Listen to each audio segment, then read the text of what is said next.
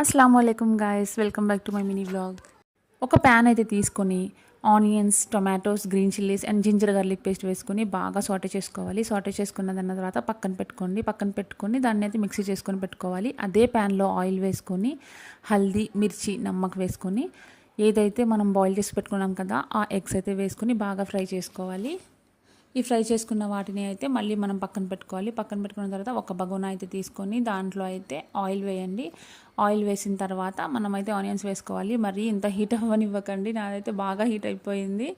And దీంట్లో అయితే whole garam masala వేసేసుకొని మనం ఏదైతే మిక్స్ చేసి పెట్టుకున్నామో పేస్ట్ ఉంది కదా ఆ పేస్ట్ వేసుకొని కొంచెం అయితే కర్డ్ వేసుకొని బాగా మిక్స్ చేసుకోవాలి. దీంట్లో అయితే మళ్ళీ మిర్చి అదే టర్మరిక్ పౌడర్, చిల్లీ పౌడర్ అన్నీ వేసుకున్న తర్వాత కొత్తిమీర, పుదీనా కూడా వేసుకొని మనం ఏదైతే సోక్ చేసి పెట్టుకున్నామో బాస్మతి రైస్ అవి వేసుకోవాలి. వేసుకున్న తర్వాత దీంట్లో అయితే నేను హాట్ వాటరే వేస్తానండి. హాట్ వాటర్ వేయడం వల్ల తొందరగా కుక్ అయిపోతుంది. అండ్ మనం బాయిల్ చేసి పెట్టుకున్న ఎగ్స్ ఏదైతే ఉన్నాయో అవి వేసుకోవాలి. అంతేనండి, చూసారా ఎంత క్విక్గా రెడీ అయిపోయిందో. చాలా యమ్మీగా ఉంటుంది.